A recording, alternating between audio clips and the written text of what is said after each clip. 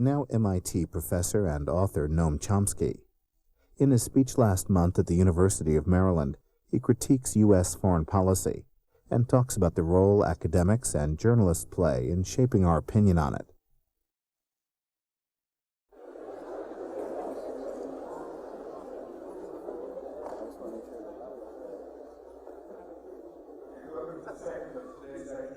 Noam Chomsky. In his autobiography, Bertrand Russell identified three passions that had informed his life: the longing for love, the search for knowledge, and the unbearable pity for the suffering of mankind. And it seems to me that I know nothing about Noam's longing for love, but it seems to me that there are analogues in the other two domains. Certainly a search for understanding in domains of study of the mind, and a kind of articulate anger at the institutions which cause the suffering of mankind. He's worked essentially on, well, to use his own terms, Plato's problem and Orwell's problem. And in his work on mind, it's essentially Plato's problem. And again, to invoke Bertrand Russell, the way Russell stated it, was Plato's problem was, how comes it that human beings whose contacts in the world are brief and personal and limited are nonetheless able to know as much as they do? And this afternoon, we heard Noam address that issue in the context of studies of the mind. On the other hand, Orwell's problem is sort of the flip side of that. And we can see Orwell as seeking to explain why we know and understand so little, even though the available evidence is so impressive in certain domains. And what Orwell was concerned with was the ability of totalitarian systems to instill beliefs that are widely and firmly held, although they're at variance with obvious facts. And much of Noam's political work has been addressing Orwell's problem and examining the kinds of justifications that are given for American foreign policy and many other political dimensions. And the solution that he has advocated throughout his work is that one seeks to discover the factors that block insight and understanding, and to ask why those factors are so effective. Many people have asked what the relationship is between his work on Plato's problem and Orwell's problem, and there's some, to my mind, silly speculation on this. The fact is, these are different domains. But the style of argumentation, of course, is similar. And the style of argumentation was unfamiliar in the domains of linguistics and psychology. And he brought what you might call the Galilean style of argumentation to this domain, using abstraction and idealization as the major sort of analytical tools. And there's something analogous to that in his work on politics, where the nature of the discussion in his work is very different from what is familiar in those domains. And he seeks there to help us all, I think, to develop some sort of intellectual self-defense against the power of these totalitarian systems and the propaganda systems that we're exposed to every day. And he emphasizes that this is something that one has to do with other people. Just as in science, we progress through cooperation and interaction with others. So this evening he will be talking about his work on Orwell's problem. Let me point out that outside the hall there are booths. The IWW has a booth. The University Bookstore has a booth with a selection of Noam's books on both linguistics and psychology and on politics, books that I think are quite accessible accounts of his work. And this evening he will talk about the New World Order, changing visions. Noam Chomsky.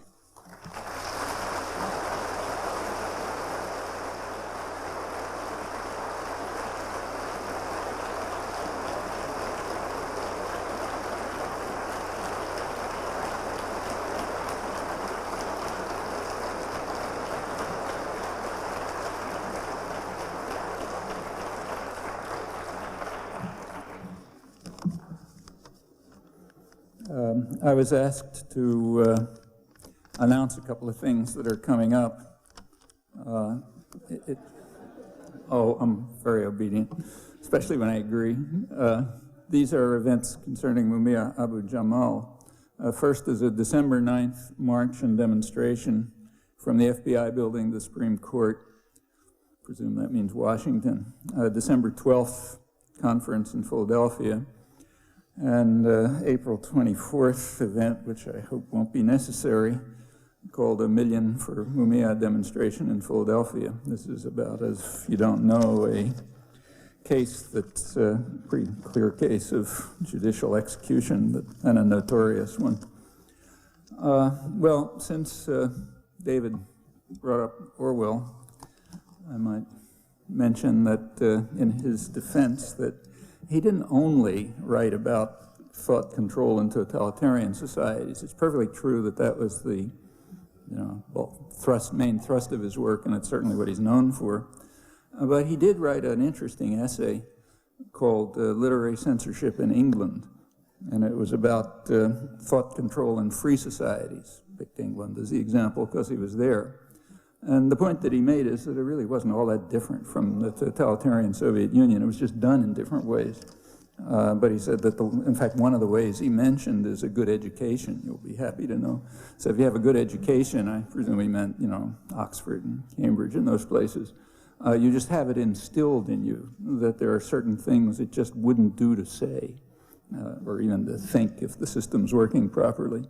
And he also talked about private ownership of the press and other factors that, as he puts it, end up with the result that unpopular ideas are, and what he called inconvenient facts, are silenced with surprising effectiveness.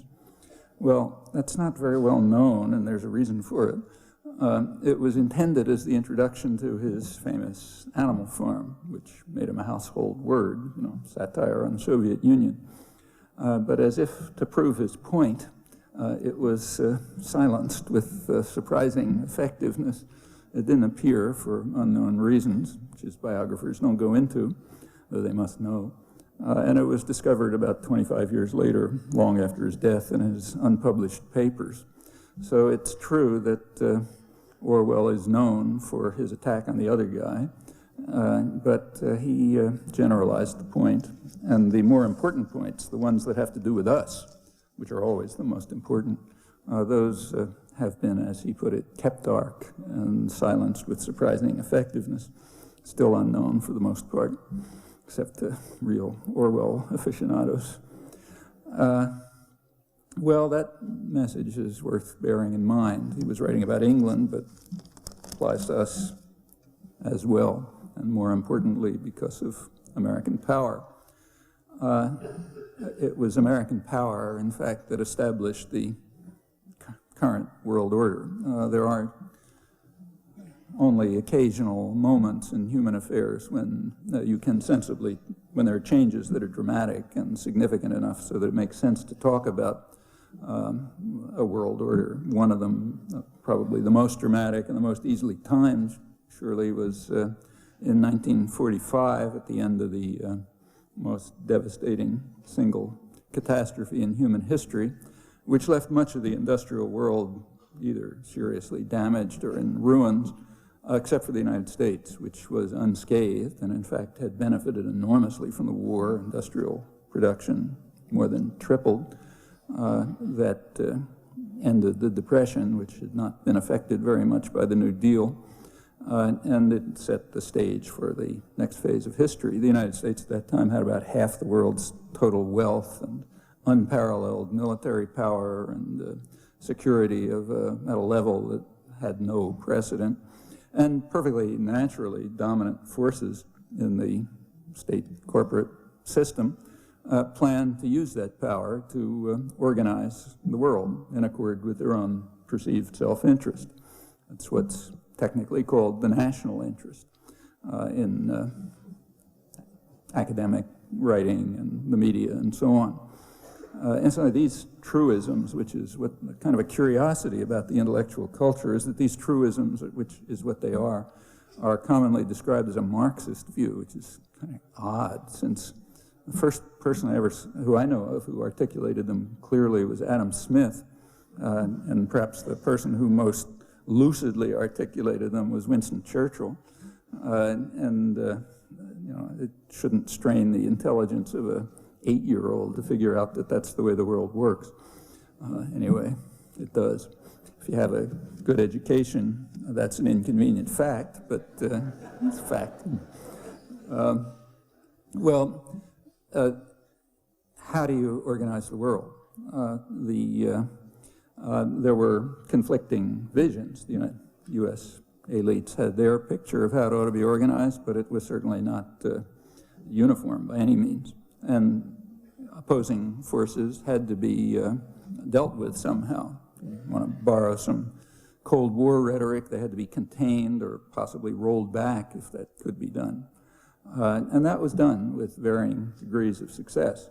The basic conflicts, of course, persist, and they persist for quite simple reasons. They're about fundamental values, about justice and freedom and human rights.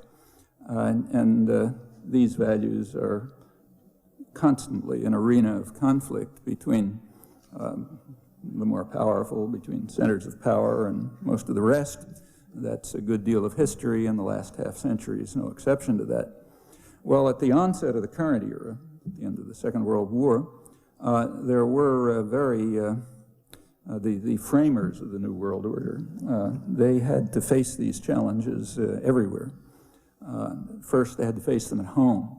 I mean, domestically, in the United States, what had to be contained or rolled back was the fact that a large majority of the population had rather strong commitments to more or less social democratic ideals, sometimes a lot more far-reaching than that. Positions that the business world, quite rightly, regarded as a threat to its traditional domination of U.S. society. As they put it in their own internal publications, it was the hazard facing industrialists in the rising political power of the masses, which had to be contained and suppressed. That was then, that's a constant theme that runs through, came up again in the wake of the turmoil of the 1960s, which led to concerns among elites, in this case liberal elites, about what they call the crisis of democracy, the fact that large parts of the population that are usually apathetic and passive and obedient were trying to enter the political arena to press their own demands. It's a crisis of democracy which had to be overcome. They incidentally expressed particular concern about what they called the institutions responsible for the indoctrination of the young, the ones who make sure that you don't have, that the wrong thoughts don't come to mind. And the period since the early 1970s has been one of a doctrinal assault against the effort, the rather successful in many ways, liberatory elements of the 1960s. That's the modern period. But going back to the early period, the mid-1940s, these were major problems. And it's interesting to look at how they were dealt with, but can't go into it now.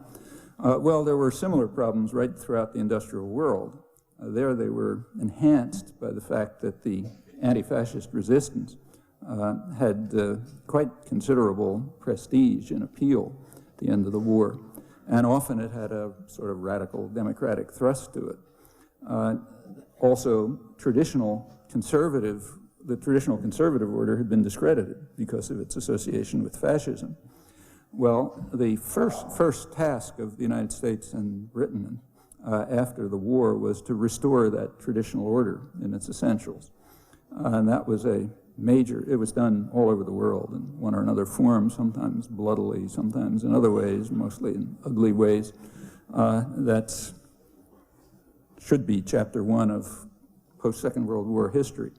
Well, as in the United States, that project continues. It's taken new forms in the last couple of decades under the guise of what's sometimes called neoliberalism or economic rationalism or the free market and other terms that are permeated with a good deal of fraud and hypocrisy. I'll come back to that. In the third world, there were similar problems in the 40s, and there they were compounded by pressures to dismantle the imperial systems and the legacy that they had left, the legacy of subordination and dependency. And throughout the third world, rather similar policies were imposed, but you can really see them in their starkest clarity in Latin America. And the reason is because there the United States really reigned supreme. I mean, there were essentially no challenges. So you can see the policies formulated, you read them in internal documents, sometimes public ones, and executed with pretty dramatic clarity. When I say there were no challenges, that's not quite true. There was one major challenge, and that was the domestic population in Latin America. There was a threat, and it was recognized right away. The State Department records from the mid-40s, early and mid-40s, talk about their concern with what they called the philosophy of new nationalism that was sweeping all over Latin America. I'm now quoting. It was embracing policies designed to bring about broader distribution of wealth and to raise the standard of living of the masses on the principle that the first beneficiaries of a country's resources should be the people of that country. The name for that evil doctrine is radical nationalism or economic nationalism. That's what it's called in official state papers. And of course, it's unacceptable. The first beneficiaries of a country's resources should be U.S. investors, their counterparts elsewhere, and the local associates. That's taken for granted. We have to protect our resources, as the chair of the State Department's policy planning staff put it, George Kennan, famous humanist. Our resources happen to be somewhere else, but they're ours, and we have to protect them and make sure that we're the first beneficiaries. There was a conflict over this, and in February 1945, at a hemispheric conference, a U.S. power naturally prevailed, and the United States imposed what was called the Economic Charter of the Americas, which called for an end to economic nationalism in all its forms, so none of this nonsense. Well, there followed a cruel and bloody half-century still going on, and these were central themes throughout, and they remain so. They're very much alive today, although here too, they take the form of, they've changed somewhat in style and form. Now they're in the framework of a certain kind of globalization in a very special form, which is crafted primarily to serve the interests of those with power, perfectly naturally, transnational corporations, financial institutions, the state elites, and so on. Well, the most critical part of the third world, then and now as well, was the Middle East. And there's a simple reason for that. It was the locus of the world's major energy supplies and remained so.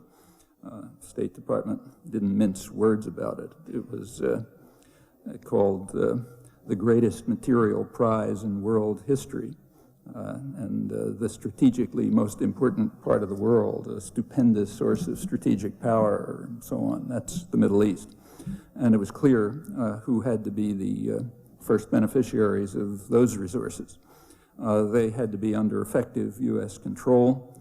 They had to be accessible on terms that are acceptable to U.S. power, U.S. leadership. And the main concern was the huge profits that they generate. They had to flow primarily to the United States, secondarily to its junior partner, as the British Foreign Office ruefully described itself in the mid-1945 internal documents recently released.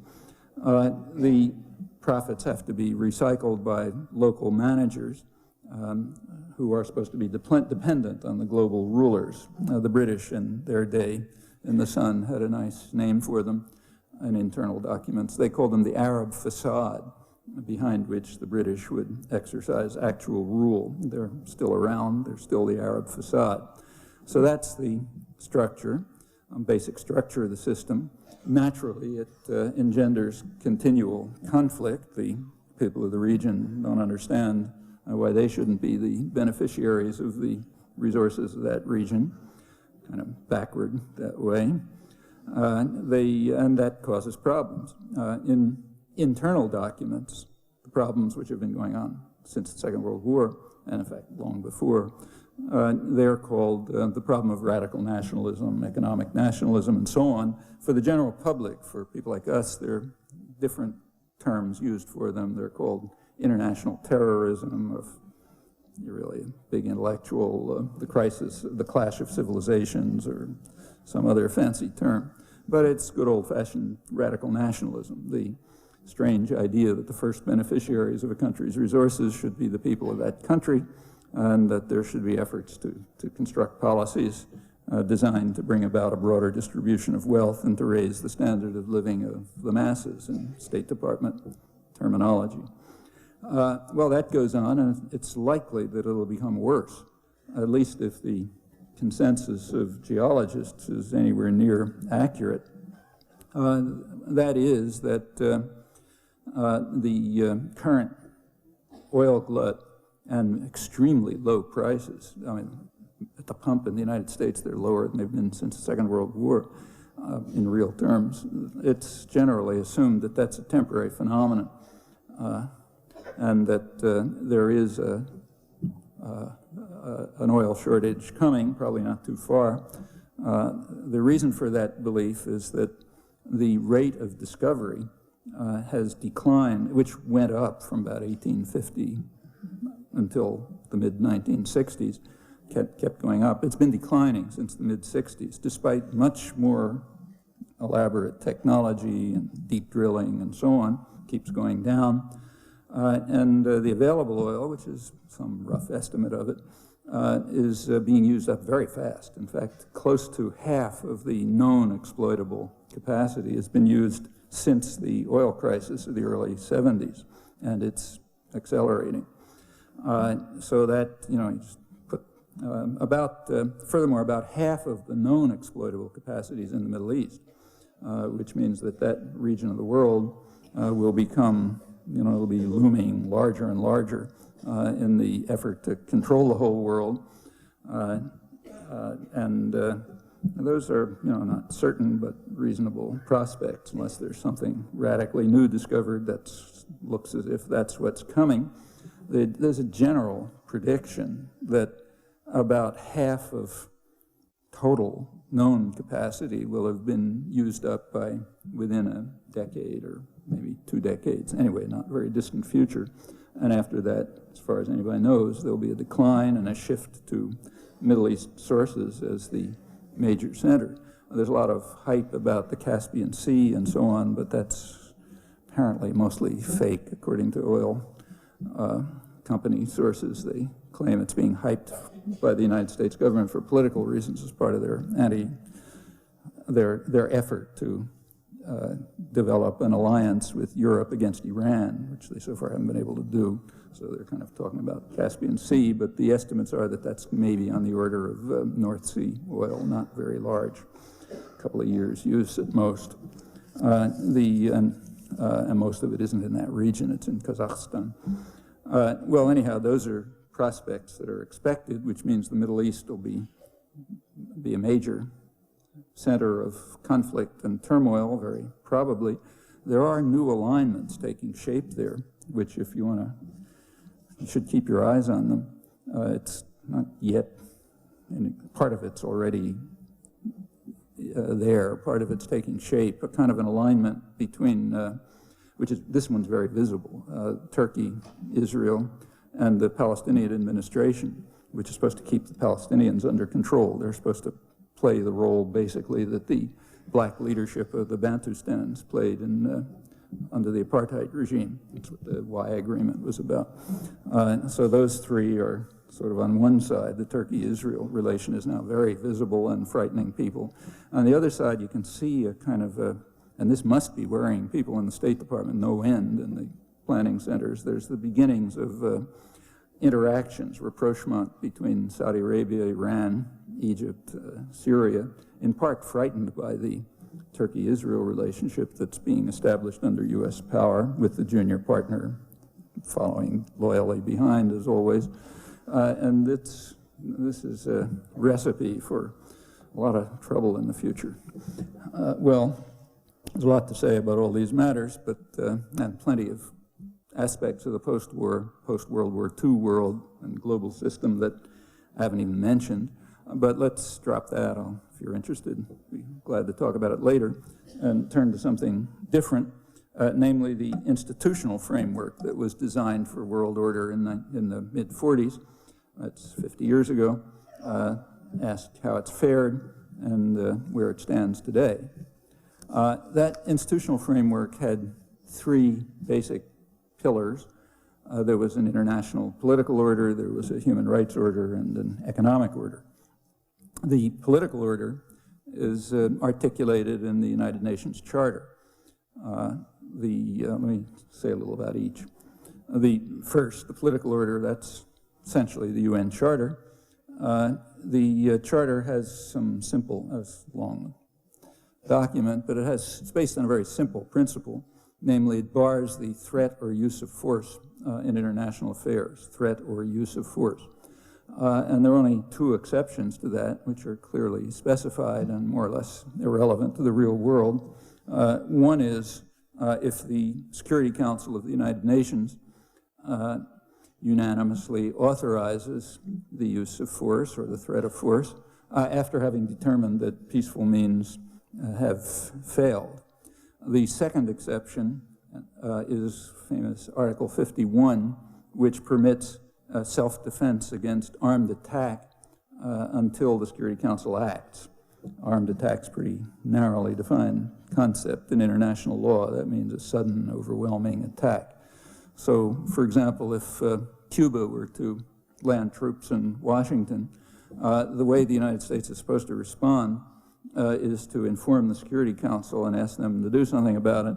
And until the Security Council acts, the United States is permitted to use force in self-defense against the Cuban invasion. That example may be hypothetical, I'm not sure. A couple of months ago, the Cuban threat was officially downgraded by the Pentagon. That elicited a lot of anger on Capitol Hill, and was rejected by the White House.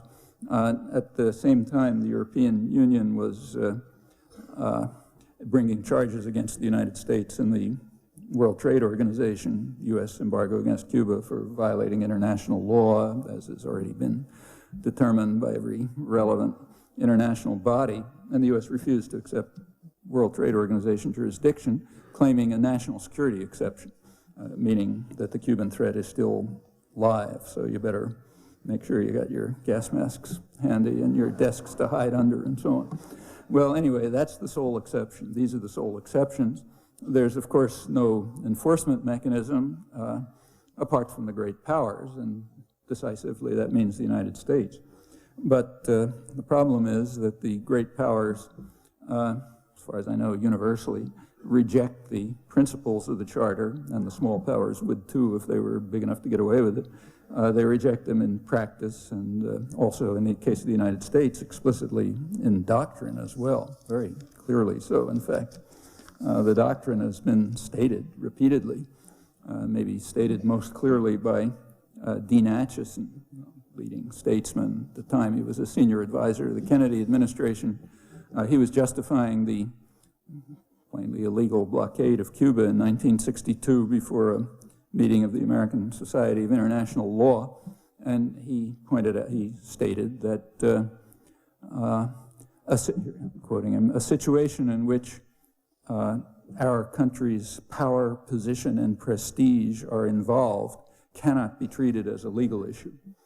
Okay, so if U.S. power, position, and prestige are involved, forget about international law, the Charter, or anything else. That's pretty plain and accurate. There's no need and no time to go through the practice of the past half century One recent example is the bombing of the pharmaceutical plant in Sudan. It's quite trivial in historical context, though, of course, a war crime, and didn't arouse much concern here. But I suppose that if there was a terrorist attack that had destroyed half of U.S. pharmaceutical supplies, I might have maybe made it to the back pages of the newspapers. Anyhow, that's a minor example of, in that case, the use of force in radical violation of international law with hardly even a plea of any cover, but it's quite standard. You read it in the front pages every time there's any talk about, say, bombing Iraq. Obviously, that's not done with Security Council support. The U.S., of course, knows it can't get the Security Council to agree to that, so therefore it's just blatant violation of the central principles of international law, even the threat. This is independent of what you may happen to think about the regime or anything else. We're talking here about the international political order. What's kind of interesting about the past 15 years or so, since Reagan, is that it's all become very open and public. So that's the one real innovation of the recent period. So the United States, during the Reagan administration, claimed officially that Article 51, self-defense against armed attack, that includes, I'm quoting, self-defense against future attack. That was a justification for the bombing of Libya. Or it permits the United States, quoting, to defend its interests. That was the justification for the invasion of Panama. It's even gotten more ludicrous in the Clinton years. But the basic point is we'll do what we feel like. And now that's open and unchallenged, accepted by the intellectual community, except maybe they question it on pragmatic grounds. So that's the end of the UN Charter. That's the end, official end. It's never been effective, but it's by now officially dead. About the practice, won't go into it, but this has been amply demonstrated in action in shocking ways, and again, always with the acquiescence and the support of the intellectual classes, the educated classes, those who got a good education and know which things are inconvenient facts. So there are no such facts as, say, the American invasion of South Vietnam in the early 1960s, or the U.S. war against the church and other miscreants in Central America in the 1980s, and on and on. Those didn't happen in official history, or, of course, they happened in real history. In a free society, in a free institution of higher learning, these would be central components of the curriculum. And in fact, it's a kind of a reasonable measure of the freedom of the university to ask exactly how much attention is given to these central events of modern history and the doctrine that lies behind them. I believe that is an exercise for those who might be interested. We know what the answer is going to be. Well, let's turn to the second pillar of world order, the human rights regime. That's, of course, the Universal Declaration of Human Rights. In a couple of days, on December 10th, that'll be the 50th anniversary of its signing, unanimous signing, and we'll probably be regaled with condemnations of the horrendous human rights violations of somebody else, particularly official enemies, and those charges will probably be accurate or reasonably accurate, but partial. You can be pretty confident that the inconvenient facts won't be mentioned. A vastly more important topic will be ignored, namely human rights violations and often terrible atrocities, which can be charged in whole or in part to our account. Easy to think of examples, many of them ongoing. Well, these are, whatever their scale happens to be huge, but even if their scale was slight, they would be far more important than enemy atrocities or other atrocities for quite elementary moral reasons, moral truisms. Namely, these are the cases that we can act to mitigate or to terminate. So on the most elementary principles, those are the most important. The comparative treatment of enemy atrocities and our own is very instructive. And again, I'll put it aside. There's plenty in print about it. Unfortunately, I don't know of any analysis of Stalinist propaganda, but I assume it was sort of a mirror image of ours. It'd be interesting to discover that. In fact, it'd be interesting to discover if it sinks to the depths of moral cowardice of our treatment of Western treatment, American treatment of the atrocities chargeable home. That's another good topic for somebody to look at. If you want, you can get a certain insight into the real understanding of human rights by looking at a doctrine that's well known to international lawyers, but not much beyond. It's called the Hull formula. It's attributed to U.S. Secretary of State Cordell Hull of the Roosevelt administration. This formula defines what it calls the international minimum standard of civilization. Well, that standard doesn't involve genocide or torture and other such marginal issues. Rather, it is, I'm quoting, the right to adequate, effective, and prompt compensation for expropriated property, where full compensation is to be at fair market value as determined by the former owners. That's the international minimum standard of civilization. And it's a formula that applies in rather intricate ways. For example, it's the basis for the U.S. economic embargo and terrorist war against Cuba for 40 years. That's been carried out because of Cuba's failure to meet this minimum standard of civilization. That is, it failed to offer what Washington unilaterally decided was fair compensation for nationalized property. So the formula applies there. On the other hand, it doesn't apply, for some odd reason, to U.S. investors and the U.S. government who stole the Cuban properties at the turn of the century, when Cuba was under U.S. military occupation and consented to this robbery by force. But that expropriation was okay. It doesn't fall under this principle. The principle also doesn't hold for the U.S. government and private powers who stole Spanish and British possessions in Cuba and the Philippines at the same time. After the bloody conquest of the Philippines, which killed a couple 100,000 people, the United States threw out the Spanish concession for example, for the Spanish-owned Manila Railway Company on the grounds that, I'm quoting, it had been inspired by Spanish imperialistic motives, unlike the U.S. possessions that Cuba nationalized. So it's a rather subtle doctrine. It also doesn't apply to the founding of the United States.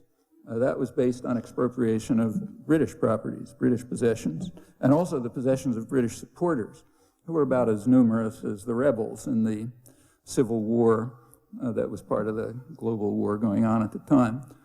It's called here the American Revolution, actually a civil war with two sides supported by different great powers and more or less equally balanced at home. New York State alone gained close to $4 million, which was a huge sum in those days, by taking the property of loyalists. But that's okay, that doesn't fall under the formula. Well, it goes on. You have to have a kind of subtle mind and good education to comprehend all of this and to understand what counts as an international minimum standard of civilization. And against that kind of background, you can understand more accurately the significance of the Universal Declaration in the real world. Actually, one final comment on that, and then I'll go on. The Universal Declaration of Human Rights, the central thesis of it is universality, of course. That means all of the rights enumerated are of equal status. And you're pretty sure to hear talk in the next couple of days about, the relativists, various bad guys, plead Asian values and things like that. Again, the charges will be mostly accurate. Again, partial. You're unlikely to read editorials about the fact that the United States is a leader of the relativist camp, quite officially. One whole category of rights enumerated in the Universal Declaration is simply dismissed, namely the socioeconomic provisions. According to the U.S. government, they have no status. Jean Kirkpatrick, Reagan's ambassador to the UN, she described them as a letter to Santa Claus. The U.S. ambassador Morris Abram, the ambassador to the UN Commission on Human Rights, described them as preposterous, a dangerous incitement. Actually, he was talking about the Declaration of the Right to Development that the UN was considering, which closely paraphrases the Universal Declaration, and which the U.S. proceeded to veto, thereby vetoing central parts of the Universal Declaration of Human Rights. Well, maybe I'll be surprised and there'll be an editorial about this, but I'm not holding my breath. Again, there's a lot more to say. If you read those provisions, you'll see why they have no status. So let's put that aside and turn to the International Economic Order, which is actually all over the front pages today. The reason that it's all over the front pages is that the crisis of the last 20 or 25 years has finally begun to hit rich people. So now it's a crisis. Up until now, it didn't exist. But now you can read it in the headlines. And by now, what's been happening is reasonably well known for exactly that reason. Nothing new, just different victims, or potential victims. The International Economic Order was also established in the mid-40s, 1944. It's the Bretton Woods system. The Bretton Woods system, designed by the United States and England, was essentially, I mean, theoretically not, but effectively then. It had two basic principles. One principle was that it called for freeing up trade, so liberalizing trade. They wanted to get back to something like the period before World War I, which we're only just about approaching in terms of scale of international economic transactions relative to the economy and so on. Scale, it's not all that novel.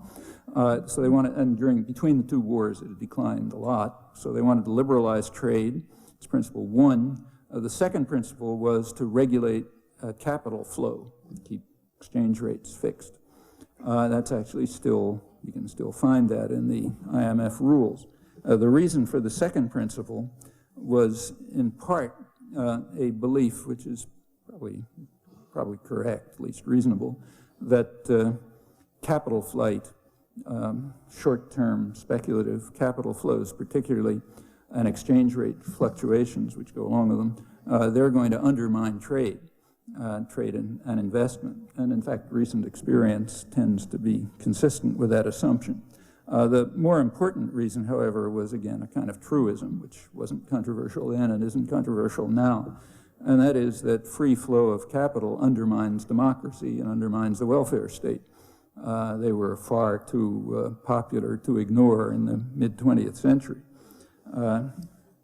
Actually, if you go back to an earlier period, say during the period of British domination of the world before World War I, nowhere near as strong as U.S. domination, but substantial. During that period, as I just mentioned, the level of globalization in gross terms was not very different from today, actually higher in some respects.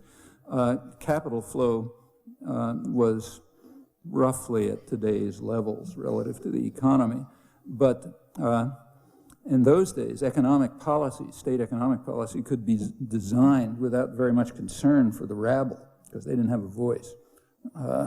It was just, voting was restricted, and in the industrial societies, kind of very weak imitation of democracy. Therefore, national economic policies could be set, and exchange rates could be fixed, and so on, even though there was rapid capital flow. And in fact, a major part of current economic policy is to try to get things back to those happy days when you could sort of disregard the population and just leave decisions in the hands of the right people, financial capital and so on. That's a large part of the history of the last 20 or so years. Now, the truism about free capital flow undermining democracy and the welfare state, that was emphasized quite explicitly by the negotiators, the U.S. and British negotiators at Bretton Woods. And the reasoning is straightforward. Capital controls, that is, restrictions on free movement of capital across borders, they enable governments to carry out fiscal policies like monetary and tax policies that are, from the point of view of investors, irrational. That is, they only help people, not profits. So they sustain employment or sustain incomes and social programs and so on. And such policies can be introduced without fear of capital flight if it's constrained. On the other hand, if there is free flow of capital, you get what some international economists have called a virtual senate of financial capital. It can impose its own social policies simply by the threat of capital flight, sending the capital out of the country, which leads to higher interest rates and economic slowdown, budget cuts for health and education and so on, and recession or maybe collapse. Basically, the IMF principles, prescriptions, if you look at them. Well, as I say, all of this was articulated very clearly at the time by the US-British negotiators, and it's not particularly controversial then or now. If you have free flow of capital, you're going to get a virtual Senate, and democracy and the welfare, the social contract will be undermined. It's important to keep these really pretty elementary observations in mind when you look at the current period.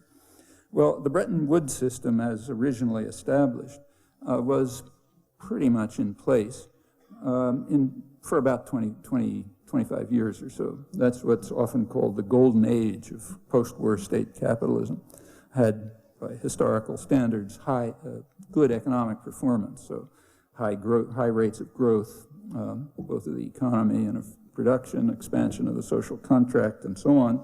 This was dismantled. The system was dismantled from the early 1970s. One major move was when Nixon simply unilaterally abrogated some of the basic principles. The other major financial centers joined in. By the 1980s, capital controls were mostly gone in the rich countries, completely gone. The smaller economies held on to them. South Korea, for example, which is a significant economy, kept them through the 80s. It was compelled to drop them in the early 90s. That's widely regarded as a major factor in the recent collapse, along with radical failures in the private sector throughout East and Southeast Asia. Big topic. I should say, I won't go into it, but I ought to say that serious analysts, at least, consider the East and Southeast Asia are quite different, but the East Asian economic miracle is considered quite real. So chief economist of the World Bank, Joseph Stiglitz, highly regarded economist, after the crisis, he's emphasized that the East Asian economic miracle, as he calls it, was, in his words, an amazing achievement, historically without precedent. He also points out that it was based on quite significant departures from official doctrines, and that it ought to be sustainable unless it's destroyed by financial markets. Let me quote him. He points out that in the East Asian countries, South Korea and Taiwan, government, as in Japan, government took major responsibility for promotion of economic growth, abandoning what he calls the religion that markets know best and intervening to enhance technology transfer, relative equality, education, health, along, he doesn't say this, but along with industrial policy coordination and strict capital controls. He also mentions that the rich countries had followed somewhat similar paths, as the World Bank has also acknowledged, but nowhere near accurately. In fact, that's the basis for economic development historically and in every case that we know. Well, what happened after the Bretton Woods system collapsed in early 70s? Essentially, the golden age ended. Since then, it's been a period of much poorer economic performance. Again, you can argue about causal effects, but the facts are not controversial. There's been a slowdown, especially in the industrial world. I mean, let's keep to the industrial world, the Western industrial world. A little variation from place to place, but essentially there's been a slowdown of growth, both of the economy and of productivity, that's noticeable. Also trade, if you look more closely. It's a lot of claims about an explosion of trade, and there's a few instances where it's correct, but overall it's not.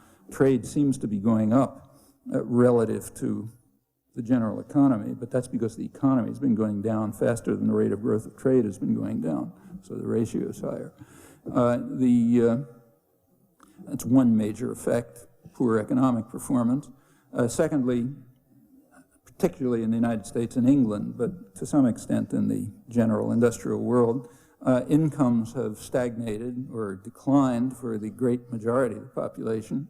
In the United States, working conditions have gotten a lot worse. Social services, as you know, have deteriorated. Infrastructure's collapsed. There's huge debt. The welfare state is kind of in tatters, sort of what would be expected from the decisions of the virtual Senate. In the United States and in England, inequality which was declining during the Golden Age, it's rapidly increased. It's now back to roughly what it was in the 1920s. That all of these effects leave a kind of superfluous population who aren't very, don't contribute much to profit formation. In third world dependencies, you carry out things like what's called social cleansing in Colombia, like you kill them or something like that. But this is a civilized society, so we treat them differently. We throw them in jail. And the rate of incarceration has been going up very rapidly, right along with these policies. It's sort of made easier by race, class correlations, and so on. But the basic phenomenon has nothing much to do with them. So throw them in jail. Around 1980, this has nothing to do with crime rates, incidentally. U.S. crime rates are sort of toward the high end of the rich countries, but not off the spectrum. There is one exception, namely killing with guns, but that has to do with the gun culture and the gun laws, not crime rates. And as you'd expect, in around 1980, the United States was within the spectrum, sort of toward the high end, in incarceration of the population. That tripled during the 1980s. It's still going up very fast. It's now 5 to 10 times as high as any other industrial society, and it's long been a world record among any societies that have meaningful statistics. And it's not insubstantial. So, for example, the numbers in prison, the numbers of working age people in prison, would, if you counted them, that would add about 2% to the unemployment rate, which is no small amount. There's also a big prison industry developing, and it's becoming a major private boondoggle, even for big military industry and so on. A lot of money involved. Well, these are other changes. Another change is that, particularly in the 1990s, profits went through the roof. The business press has been just ecstatic through the 90s. Actually, this is up until the middle of this year. Things changed around August. But up until then, the business press was absolutely ecstatic, stupendous, dazzling. I couldn't find words for it. A major change around 1970, early 70s, was an astronomical increase in capital flows that came from the deregulation, and mostly short-term, very short-term, like around 80% of it is a week or less. Means comes back to where it started within a week, often days or hours. The amounts are now huge. Nobody really knows, but it's estimated about $1.5 trillion a day or something of that sort. It's virtually unrelated to the real economy, probably harmful to it. Back in 1970, when the total was far smaller, about 90% of foreign exchanges were estimated to be concerned with the real economy, meaning like investment and trade, 10% speculative. By now, general guesses are around maybe 5% related to the real economy, the rest speculative and very short term with the effects you'd expect. It's well known, those of you who, it's well known in the economics literature that there's basically no theory for financial markets. They're governed, standard terminology is by panics, manias, and crashes. There's a lot of irrational herd behavior. There's what's called technical trading or noise trading, not related to economic fundamentals, but just like, guesses as to how to make money in 3 seconds and so on. It leads to, there has been much more volatility of markets since the early 1970s. A lot of panics, manias, and crashes, unpredictable and never predicted. Bigger and bigger every time they come around. Nobody knows what's going on. And the honest people admit it. recently the Bank for International Settlements, which is, I guess, ranks as the most conservative institution around. It's the central bank of central bankers. They recently came out with their latest report in which they said, look, we don't know what's going on, and they urged humility in the face of the turmoil in the world. As I said, it's now becoming a crisis because rich people are getting worried instead of the usual victims. The IMF did a study of banking crises from 1980 to 1995, that 15-year period, and they found that about a fifth of the country, that's almost every country in the world, around 180 countries, 1/5 of them had serious banking crises, and another 60% had significant problems, often recurrent problems, a lot of bailouts, and again, very volatile and irrational markets and very rapid fluctuations of exchange rates in response to speculative flows. All of that means everything's out of hand. And now, as I say, it's worrying rich people. Another feature of this period, since around 1970, has been an attack on free markets. That's not what you read, but that's what's been happening. The words of, the current head of economic research of the World Trade Organization did a technical monograph on this a couple of years ago. He described this period as one of what he called sustained assault on free markets, led by the Reagan administration. He estimated Reaganite protectionist measures, which were extreme, at about 3 times those of other industrial countries in their effects. These are often not tariffs. They're what are called non-tariff barriers, just various other devices which essentially block trade and are intended to do that.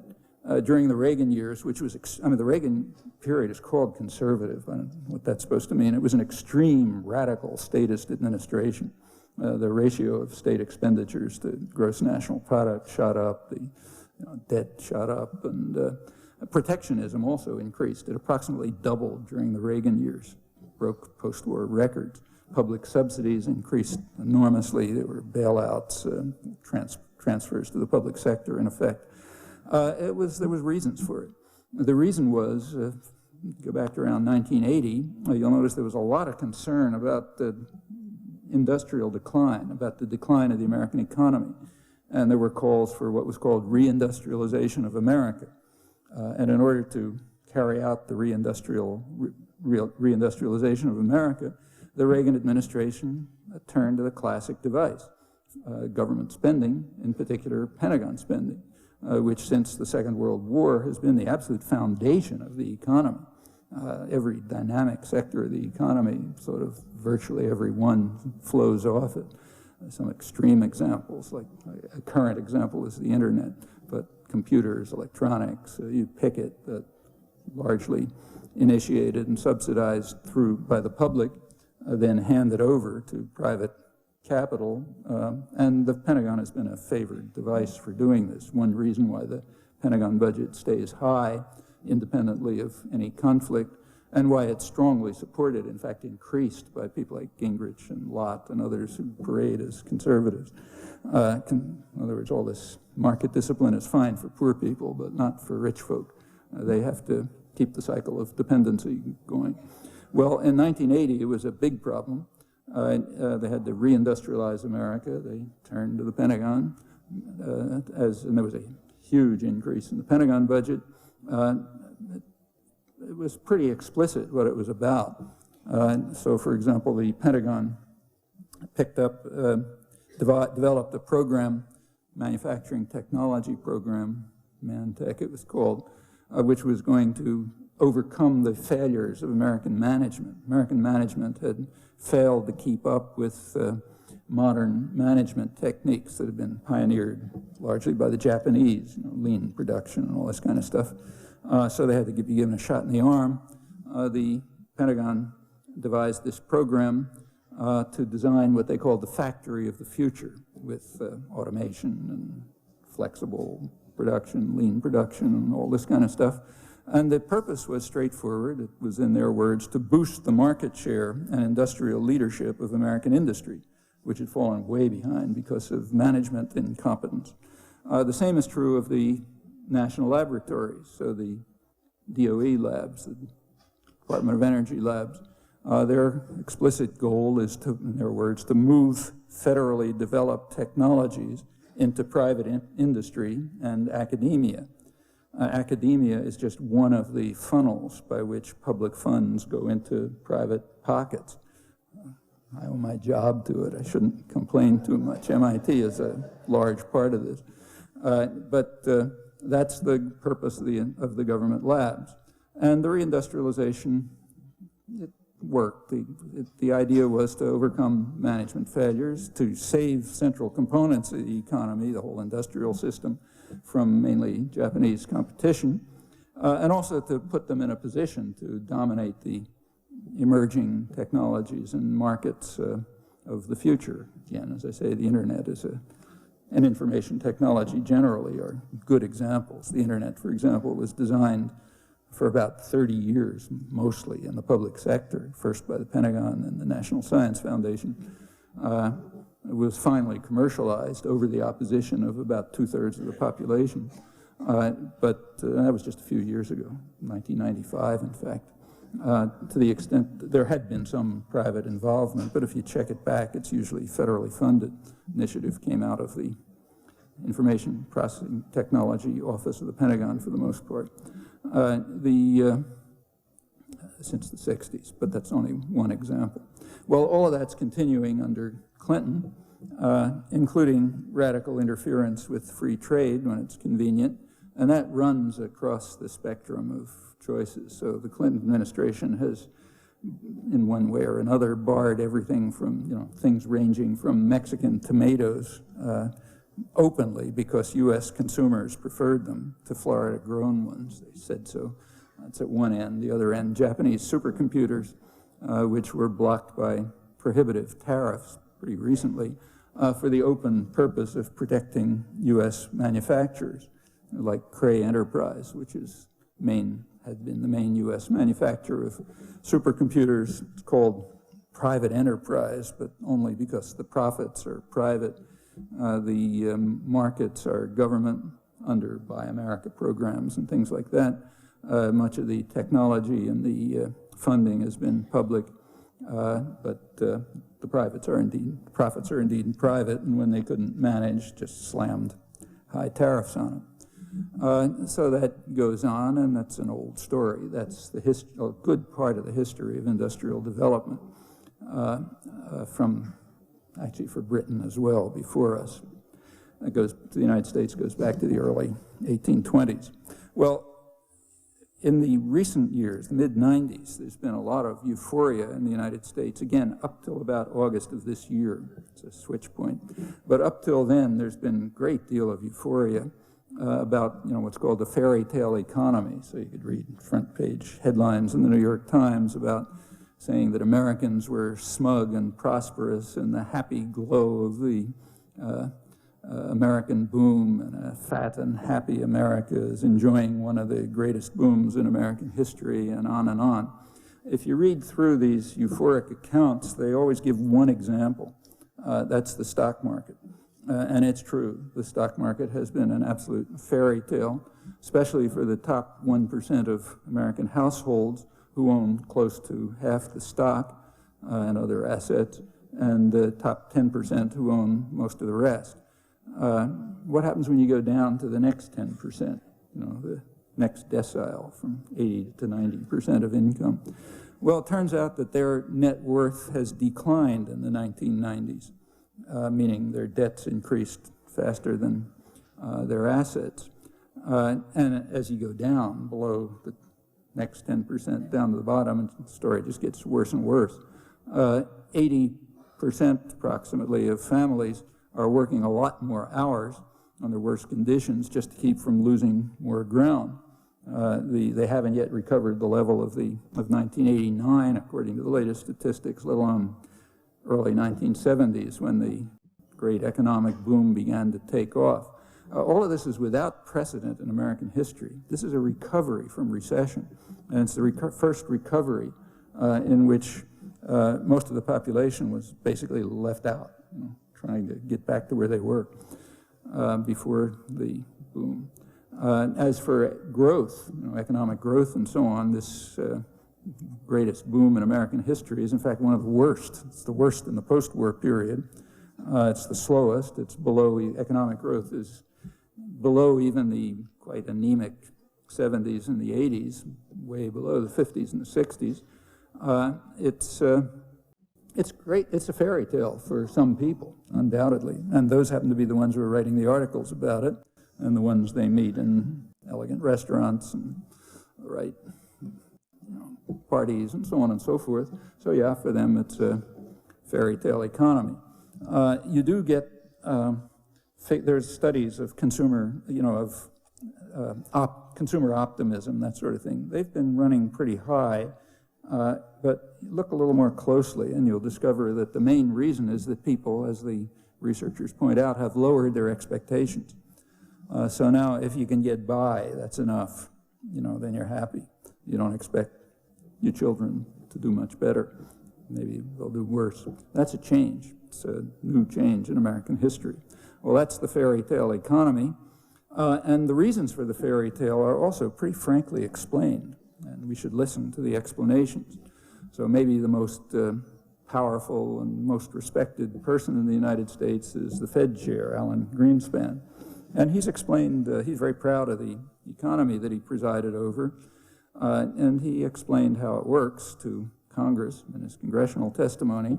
He attributed the fairy tale to what he called greater worker insecurity, meaning workers are intimidated. They're afraid to ask for raises and wages because they can just be fired or their jobs can be transferred to Mexico or something like that. The Clinton administration agreed. Economic Report of the President attributed the economy, fairy tale economy, again, they're very proud of it, to what they called significant wage restraint. Yeah, it's the same thing. Greater worker insecurity. Workers are too intimidated to ask for a share in the good times. It's reported in the business press. So Business Week had a study a couple of months ago showing that about 90% of working people are insecure. And that's good for the health of the economy. Any of you who study economics know that. There's a phenomenon called health of the economy, which has absolutely nothing to do with health of the population, even in the technical sense. And the health of the economy is improved if people are scared and wages are down, and you don't have to waste money on irrational things like what's good for the general population. Keeps inflation low enough to please financial institutions, and concentrates wealth where it ought to be, top few percent. Well, there are a lot of reasons for that. The threat of job transfers is one. That's one of the main purposes of the so-called trade agreements, and there's many others.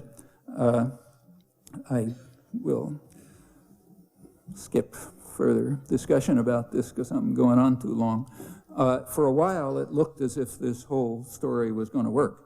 It looked as if this fairy tale for the top few would work out, and that it would be possible to maintain the fraud about the markets knowing best and so on and so forth, while calling on plenty of massive state intervention to ensure that the rich don't have to face market discipline. That was all moving along rather nicely until about last summer, when, again, the threat started to reach the people who matter. Since then, there's been a remarkable change in economic orthodoxy. It does change very quickly, very fast. If you look over the years, it's always flipping up and back. It's a very flexible science, it turns out. Now the orthodoxy has changed. There are calls for capital controls from pretty surprising places, like the Bank for International Settlements, the business press, World Bank. In one form or another, there's debates about it. Even inside the IMF, the last bastion, there's concern about it now. And also some of the most passionate academic advocates of free trade. One of them, a well-known Columbia University professor, Jagdish Bhagwati, has been writing angry articles all over the place. He's one of the most prominent free trade advocates in the profession, in foreign affairs and so on, condemning what he calls the Wall Street Treasury complex, which is destroying the international economy by imposing policies that free financial markets, I'm quoting him, through the IMF and so on. That's change, and I think the change can be dated at least, and maybe attributed, at least plausibly attributed, to the change in the victims. Up until now, it's been mostly poor people. The majority of the population in countries like the United States, the third world, has been completely devastated by this. But sectors have been left out, the people who count, and now they're worried. They're worried that the whole system will lead to a kind of global meltdown. Well, there's a reason why they're calling for humility. They don't know how to tame the destructive forces that have been unleashed. There have been some proposals. They look reasonable. They've been advanced by leading economists for 20 years or so. They're now sort of coming out of they're now sort of moving into public discussion. They might work, they might not. They've been kept off the agenda of the powerful because they liked the way things were going. They liked those outcomes. Now, maybe not. Well, is this so-called globalized economy really out of control? They call for humility is a good idea, but still, given what we know, it's pretty hard to believe. As I mentioned, in gross terms, it's not all that new. I mean, there are novelties, but by gross measures, it's kind of like pre-World War I. And most of the interactions, most of the interchanges are within the major industrial societies, what's sometimes called the triad, European Union, North America, and Japan. Well, those are all countries where you can institute, where the public, in fact, could act to institute economic policy changes. These are countries where you can have public policy decisions. There aren't going to be any military coups, for example. It's not like a third world country.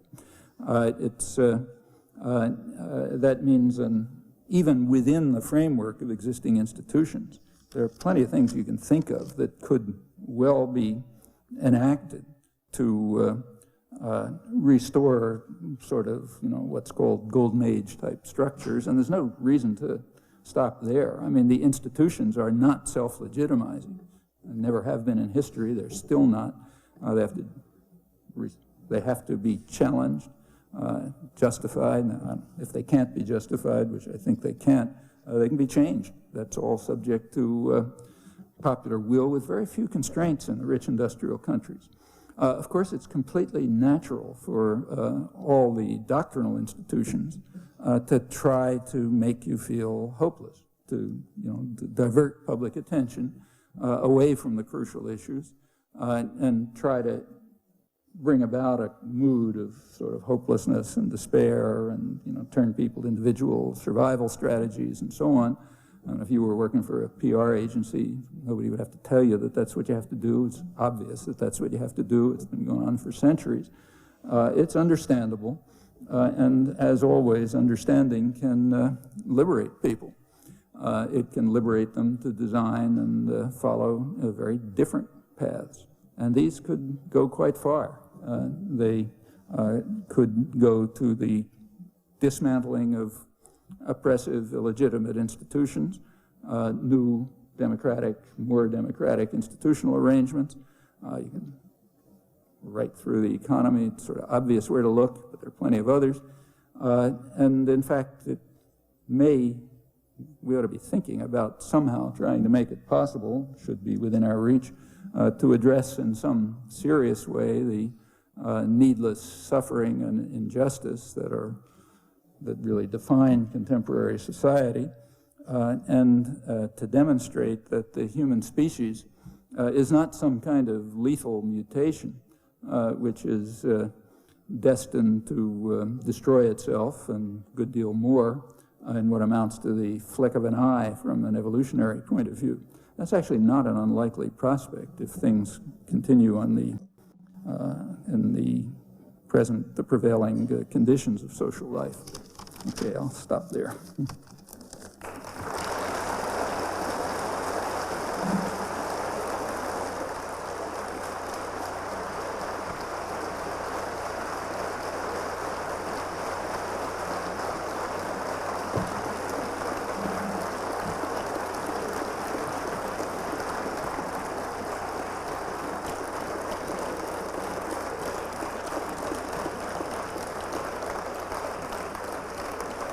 Okay, could we have some lights? And we'll have, not that light. And we'll have two mics down the front. So, very good. So come down and put your questions. Keep your questions short, and bear in mind, please, that your questions and comments, bear in mind that we have interpreters here, so keep them clear.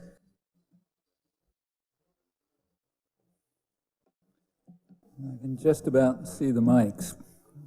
Somebody over there? Yeah, go ahead. Yeah. Working? No? How about that one? Is that one working? It's working. It's working? Okay, go ahead. In your opinion, what is the year 2000 computer crisis, and what effect will this have on the world order, as you've described it?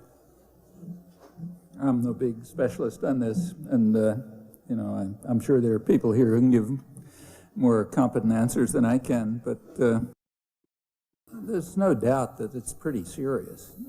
So, for example, the U.S. security officials are very concerned about it, for one reason because they're afraid that the air defense systems will collapse in the Soviet Union and China, where they haven't even started to address these questions yet. And the way what are called air defense systems work, they can shoot off missiles, you know, with very little, you know, kind of hair trigger. In fact, the U.S. has actually offered China and Russia new air defense systems to try to make sure that they don't, you know, by accident happen to destroy the world. That's one problem, but there are plenty of others. I mean, I imagine that the big banks and so on have probably made sure their interests are cared for, but a lot of other problems around. Nobody really knows. As far as I can tell, nobody basically knows. It could be, you know, the main advice people are getting is stay in your homes for the first week or two of the year 2000. Don't take any trips, you know, store up on food beforehand and see how things kind of even out. I don't know. I mean, and haven't read anything that seems to know. Is that one working? I don't think it. Hello? Yeah. Yeah, I wanted you to comment briefly on the, you talked a lot about the institutional economic order, and I was interested in your feelings on the currently ongoing high-level discussions on the multilateral agreement on investment and the obvious lack of public discourse. Actually, I've written a lot about that if you're interested, so it's in print. I actually did a review. The multilateral agreement on investments, which incidentally is for the moment dead. This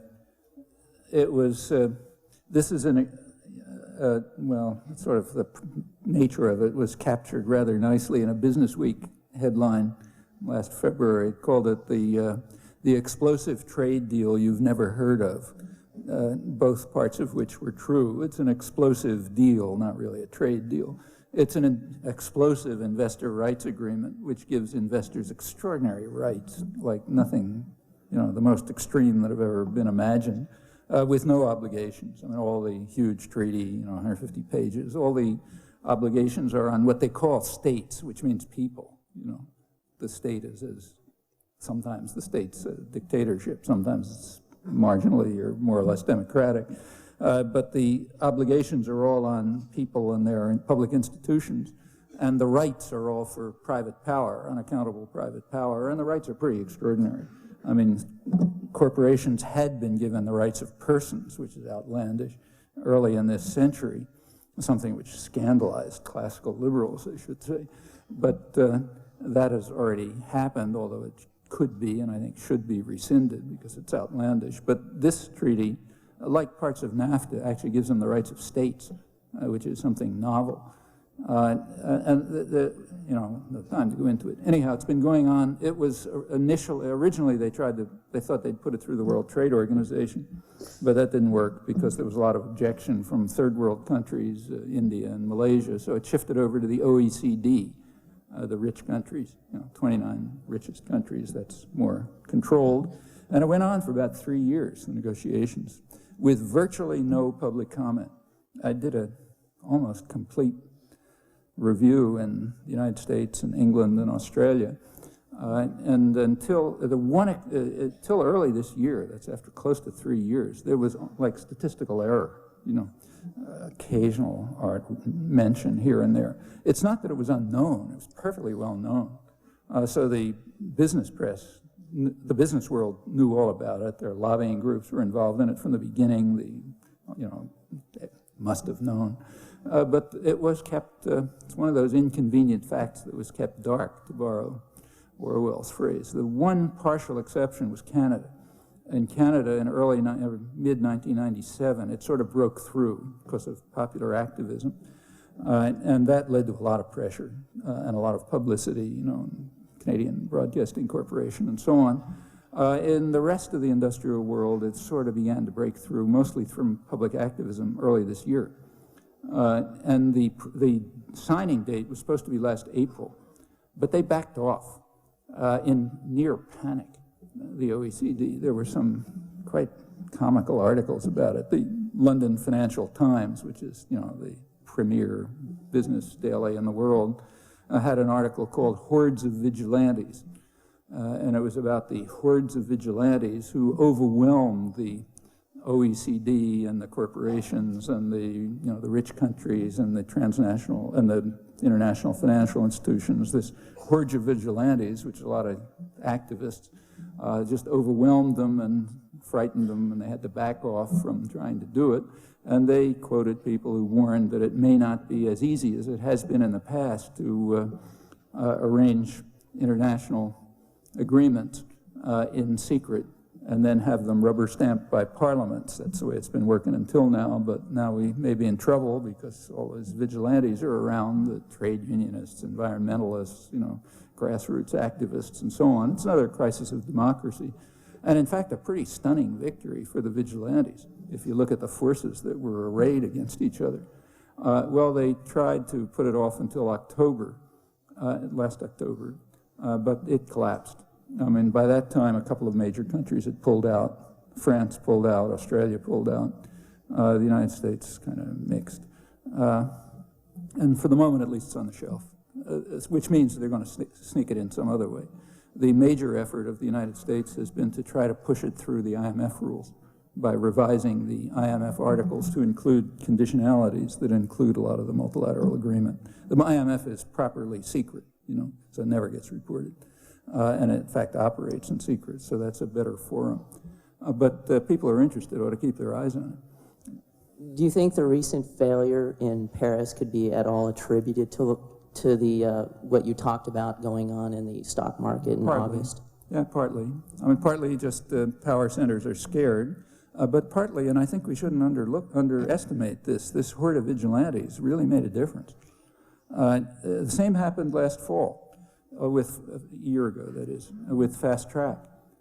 Up until, as the Clinton administration argued correctly, fast track had been standard legislation. Incidentally, this fast track issue doesn't really have anything to do with free trade. I mean, even if you put aside the fact that the so-called trade agreements aren't free trade in any meaningful sense, the fast track issue has to do with democracy. So even the most passionate advocate of free trade would be against fast track if they also believed in democracy. I mean, fast track is just an arrangement which allows exactly what I quoted. It allows deals to be made behind closed doors and rubber stamped by parliaments. That's fast track. It's got nothing to do with free trade. And in fact, it had always been accepted, I think for about 20 years with a brief gap. But last fall, when the Clinton administration tried to push it through with like 100% media support, as far as I know, enormous corporate backing, they had to back off, mainly by constituent pressure. So, people were banging on the doors of their congressional representatives, and they backed off, even if they were in favor of it. It never came up. Well, those are all indications of how much can be done, even by extremely disorganized groups with no unity and very little interaction and scattered all over the place. Just imagine what could be done by really organized popular movements. That's one of the reasons why the doctrinal system has to the institutions responsible for the indoctrination of the young, the Trilateral Commission, they got to work overtime to do their job, make sure that people don't have these bad thoughts and worry about inconvenient facts. But these are victories that should be recognized. I mean, they're kind of defensive victories. They didn't, they prevented something. But they're a signal that you can go on to more substantial ones.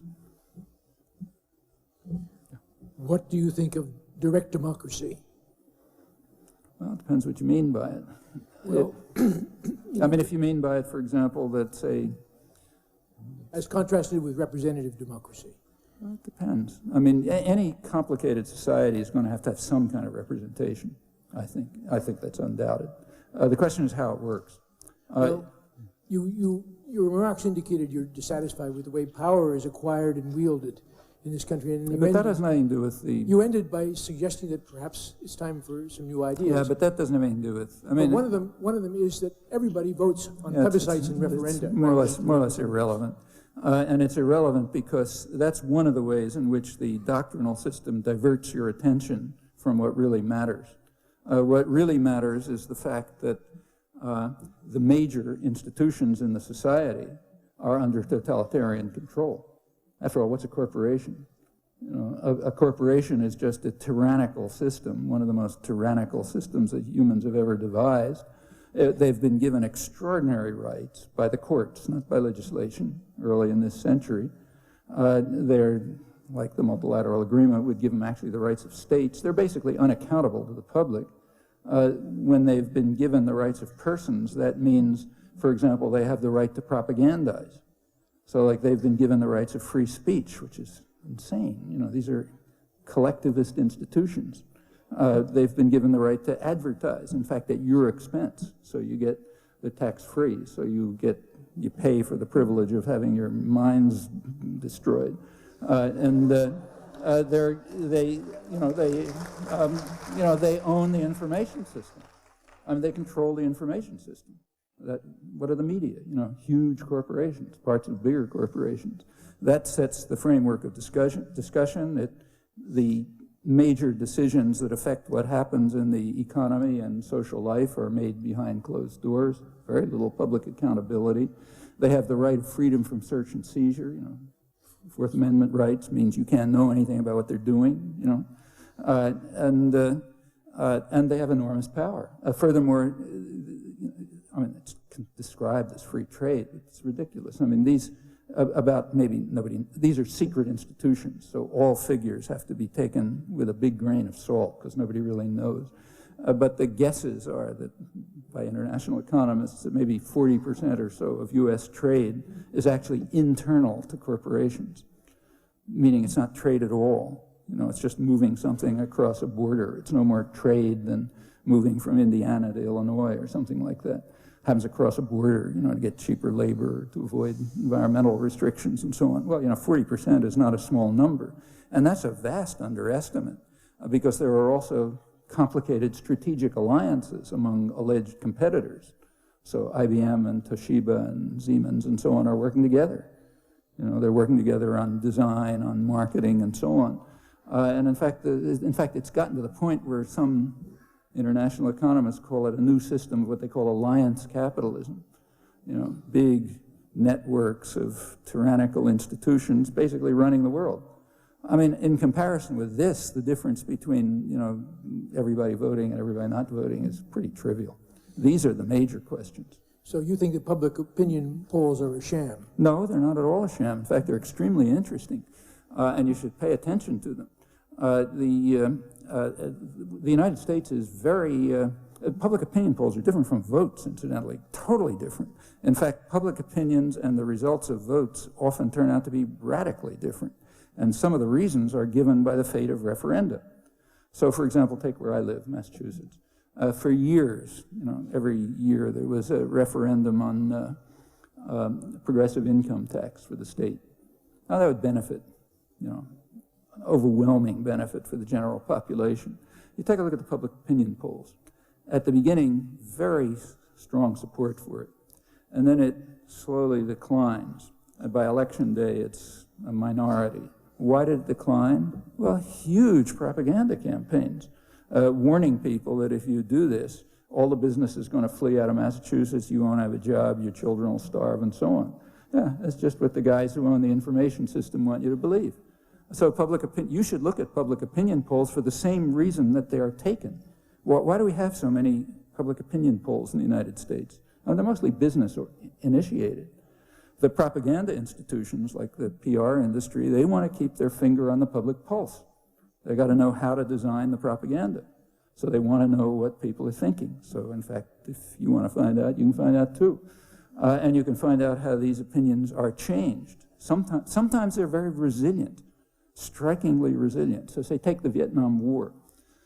There was huge propaganda justifying the war. I mean, among articulate people, there was virtually no opposition to it, contrary to what you're told. There was pragmatic opposition, like it's not working or something like that. But, there was that kind of opposition in Hitler's general staff after Stalingrad. Principled opposition was almost non-existent. This has been studied, incidentally, literally almost non-existent. On the other hand, if you look at public opinion polls, they're quite different. So public opinion studies were taken regularly.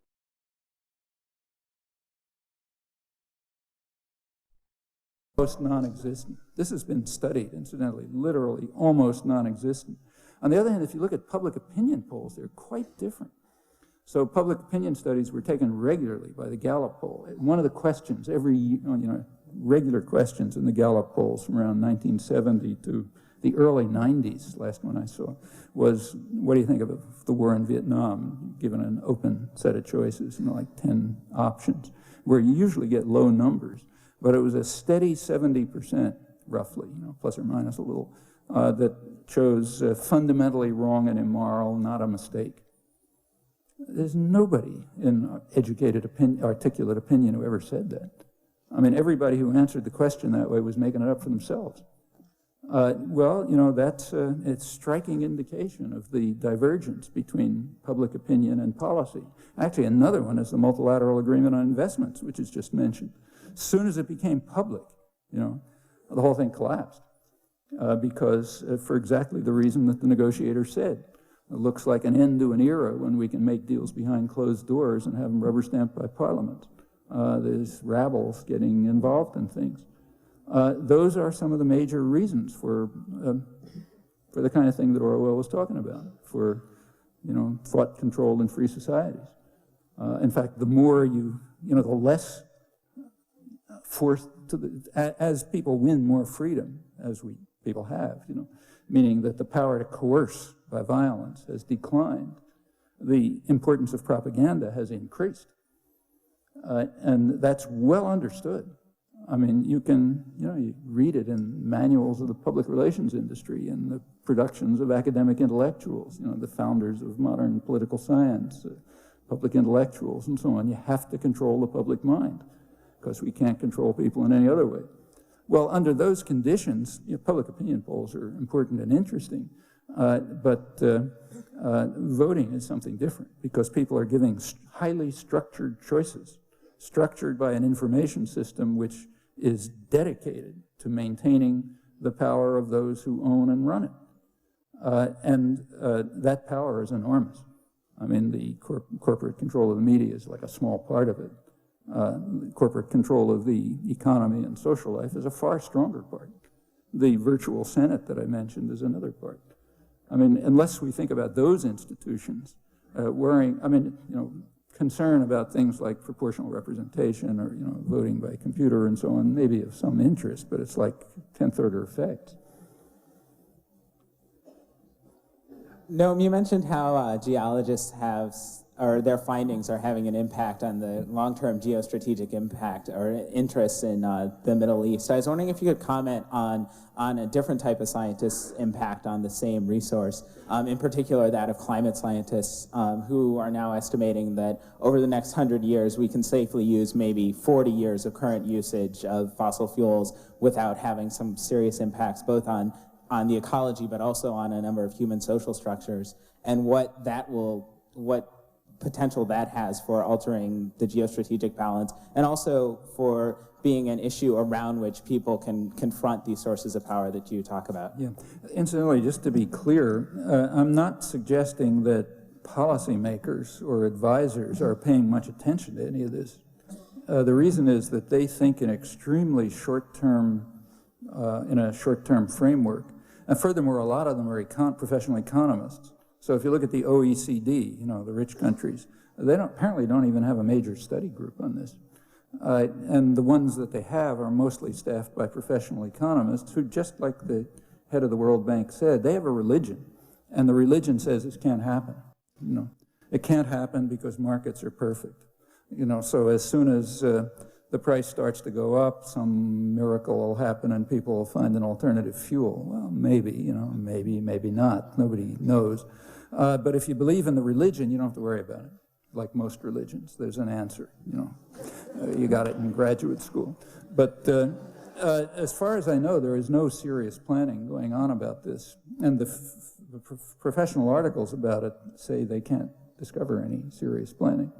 It should be a serious issue, and what U.S. planners are surely concerned about are the visible steps towards realignments in the Middle East region. That they're concerned about. And they certainly are concerned about controlling it. And they are concerned about trying to, in the United States, about trying to, there's a conflict between the United States and Europe over Iran right now. I mean, the Europeans mostly want to reintegrate it into the world system. The United States, for its own reasons, wants to keep it out and punish it. That's apparently a good bit of the sort of background for, you know, all this talk about where the pipeline ought to go and, you know, how much oil there is around the Caspian Sea and so on. So that kind of short-term stuff, yeah, people are thinking about, but there's no reason to believe that they're thinking about the long-term questions. I think we ought to be thinking about them, but doesn't mean planners are. On the climatologist, yeah, you're right. I mean, there's just a overwhelming consensus that there are big problems coming. Nobody knows what they are. You know, like one of the consequences, the critics, there's like about 6 scientists in the world or something who take up about half the newsprint, who are regularly trotted out to say, which is true, that the models aren't very good and there are a lot of things you don't understand and so on. So there's a lot of uncertainties. But of course, a point about uncertainty is that, you know, the guesses could be off in either direction. That's one of the elementary properties of uncertainty. So the predictions could be overstating, which is the only thing you ever hear, or they could be understating, which you don't hear, you know. And again, for reasons of short-term gain and profit. In fact, until the ozone layer started breaking up in the north, you didn't hear anything about that either. You know, as long as it was just people down, you know, down there somewhere. And also until the chemical companies had an alternative to sell. Yeah, and then they had alternatives, but it really hit the Wall Street Journal and so on when people who count were starting to get affected. Right now, people who count are doing pretty well with oil stocks. The big mergers that are coming along, like Exxon and Mobil, those guys are probably thinking about it. You know, but that doesn't mean that planners are. On the climate issues, the ecological issues, that's sort of what I had in mind in my last statement. It could well turn out that humans will simply quickly be a lethal mutation. It could happen. And in fact, as to the consequences of global warming, you can find predictions all over the place. I mean, some of them are that, you know, the sea level will rise meters and meters, which may happen.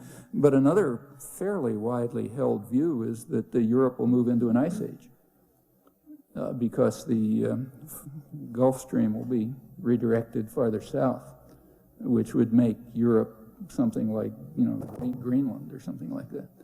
And the effects of that on the global society are, you know, just incalculable. Another prediction is reasonably widely held is that the Midwest U.S. will become a dust bowl, which would have a terrific effect on global food supplies for bad reasons, because so much of it has been concentrated there. So, you know, there are all kinds of serious dangers. People ought to be worrying about these things.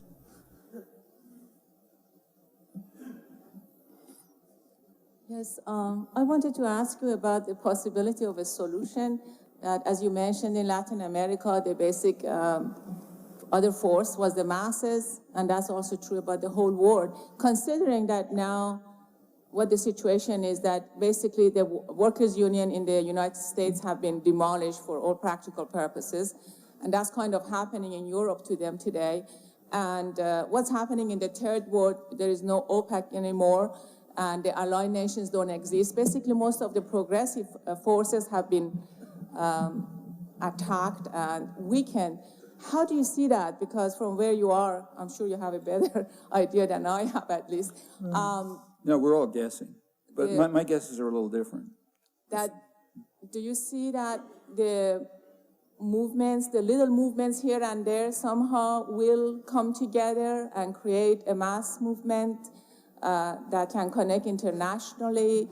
Because that's basically what we need. And being a left person, and some of the left ways of doing things have been discredited, but still I believe... Discredited by who?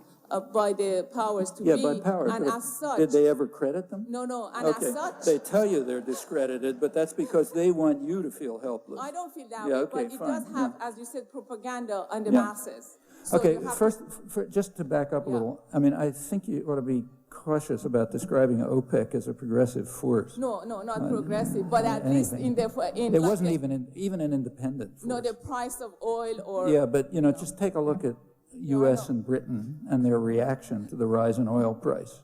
They didn't mind. In fact, the U.S. and Britain kind of suppress, I mean, Britain is kind of like the little puppy dog. They do what they're told. But the United States, in fact, you know, you can read professional literature which says, refers to the U.S. Treasury and then has a footnote saying that's shorthand for the U.S.-UK Treasury. But they were not so much opposed to the oil price rise. And the reason is they sort of benefited from it, vis-a-vis their main competitors, the other industrial countries. Yes. And in fact, you know, the U.S. was actually running a positive trade balance with Saudi Arabia after the price went up, because they figured out ways of getting the Arab facade to recycle the profits.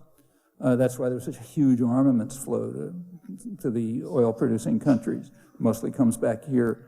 And also, don't forget that and construction projects and all sorts of things. That's where Bechtel got, you know, rich from. And don't forget that when the oil price goes up at the pump, the profits go up too.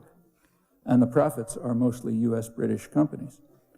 So they're perfectly happy to have the price go up. Another effect of the early 70s price rise was that it enabled the oil majors to bring online production fields that they knew about, but were not using because they weren't profitable enough. When the price went up high enough, you could start using North Sea oil, which is what saved the Thatcher government from totally destroying England. And you could bring along Alaska oil, which are, you know, wasting resources. They're not big, but they're around for 20 years or so, and that was there because of the price rise. So the oil companies were not unhappy about it. In fact, there was a meeting in, I think, around February 1974 or so, where Kissinger and, you know, the White House called in rich countries, and kind of told them, you know, laid down the line on this, not to make a fuss about the oil price rise.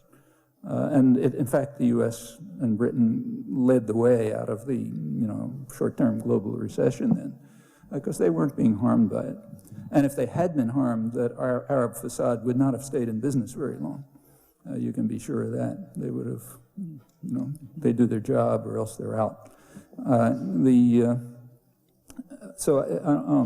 mean, you know, there are big problems with energy, but not that. I wouldn't quite say that the American unions have been destroyed. They certainly have been damaged. They were damaged seriously by the trade agreements. They were damaged even more by just criminal acts authorized by the government. So the Reagan administration effectively told corporations that they were not going to enforce the laws against illegal firing of union organizers and so on. This is pretty open, actually. It was reviewed in the business press, pretty frankly. They simply, and the Clinton administration is continuing with that. So the number of firings of workers for attempting to organize started shooting way up. It's all illegal, but it doesn't matter if nobody's enforcing the law. If you have a criminal state, crime pays, very well. And one of the effects of that and threats of transfer and so on, that certainly weakened the labor movement along with other, bigger developments. But it's leveled off, and there's a recovery. It's not a big change in terms of numbers, but it's quite a change in terms of consciousness. So, talks like, say, this, you couldn't give to labor audiences 10 years ago. You can now, easily, And in fact, they're not militant enough, these talks, because they want to see more. These things oscillate. In fact, for the first time, the international, you're right about stressing the importance of international solidarity. That's very important, and there's not much of it. But just take a look at American labor. Up until quite recently, U.S. labor internationally was like an adjunct to the CIA. They were working hard to undermine unions and undermine democratic regimes and so on. That's no big secret. That's changed. The people in the international office now are people who are very much attuned to problems, say, of Latin American labor.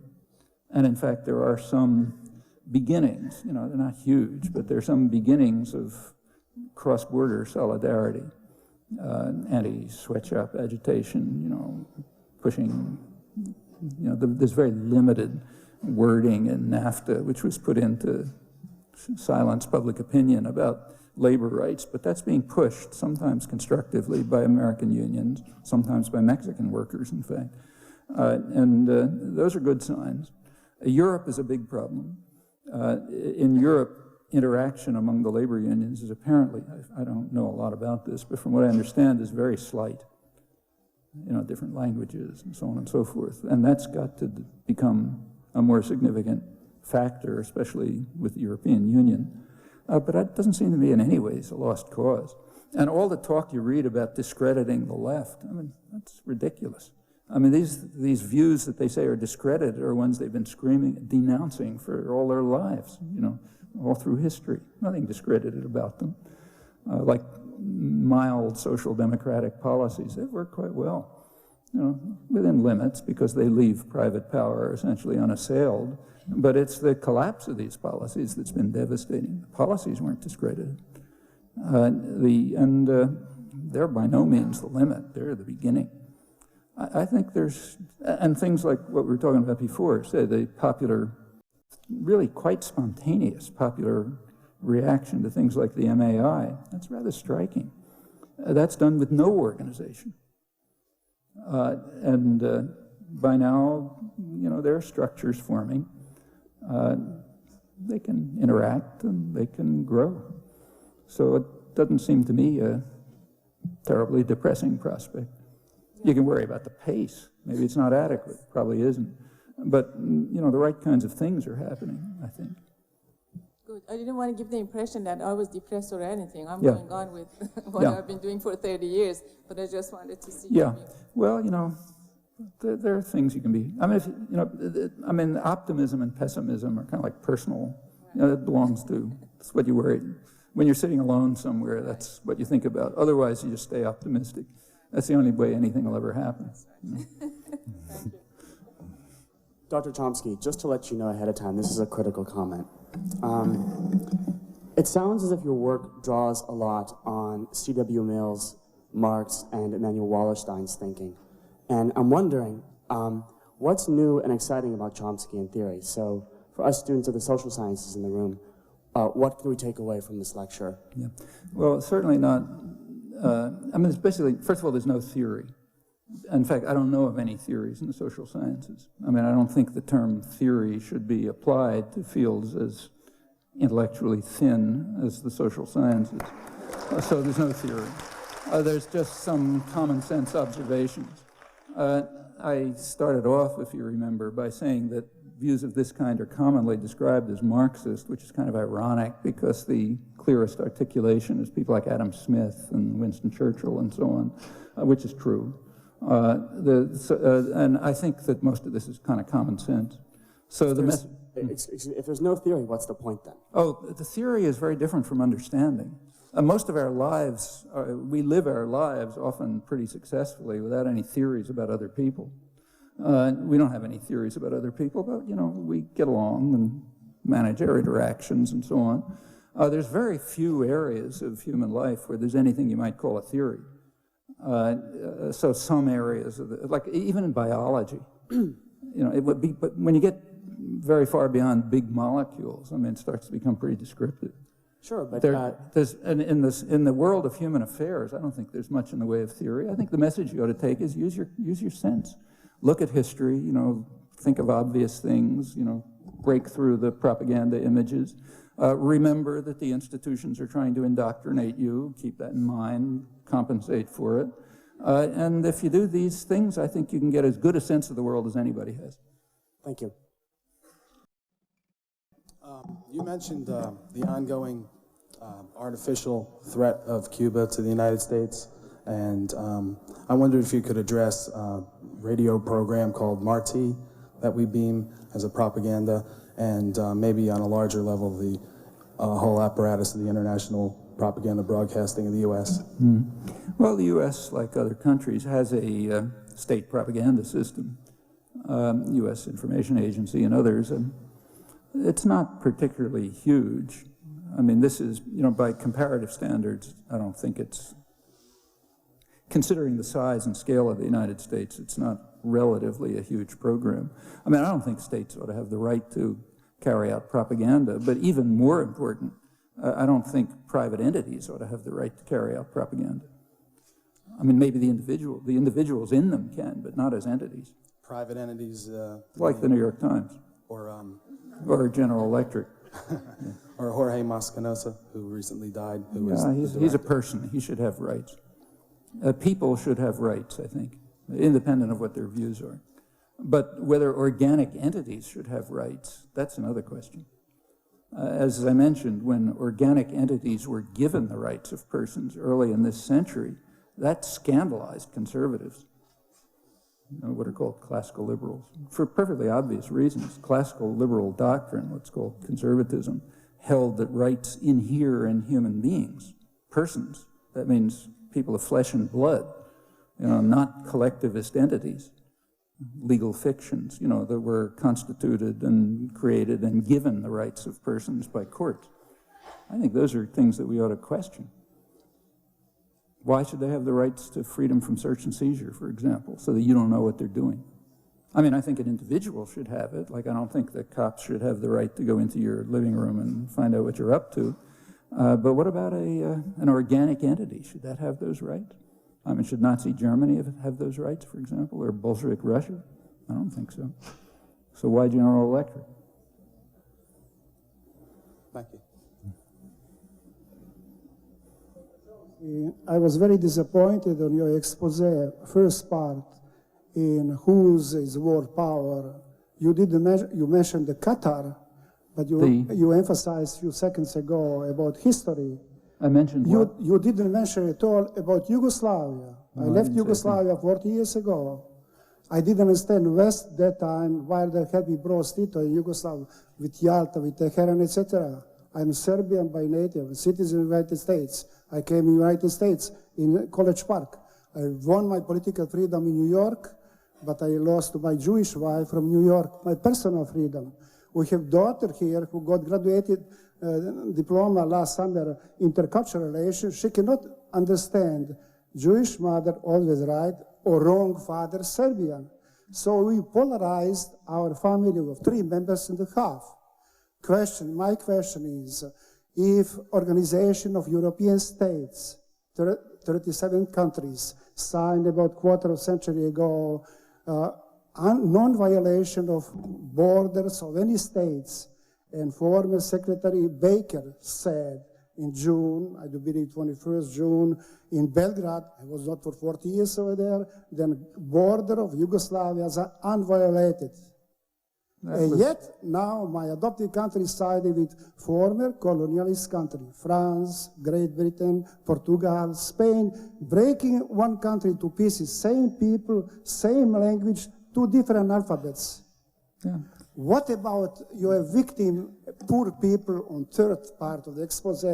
For economic point of view, for second part about your human rights, we are always with horns, with kangaroo tails, demons, Satan, my Serbian people. Yeah, how you can mash it?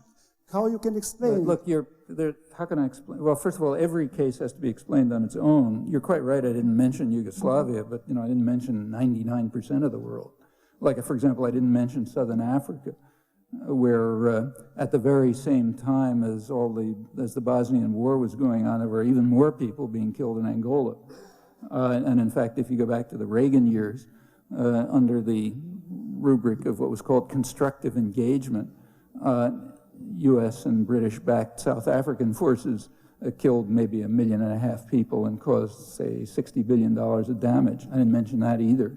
There's a lot of things I didn't mention. But Yugoslavia, yeah, we could look at it, and we sort of, kind of know what happened.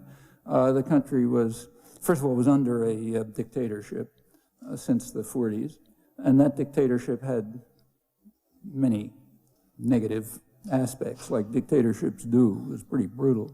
On the other hand, it did dampen lots of internal hostilities, kept them down. The dictatorship collapsed. Part of the reason why it collapsed, in fact, was IMF rules.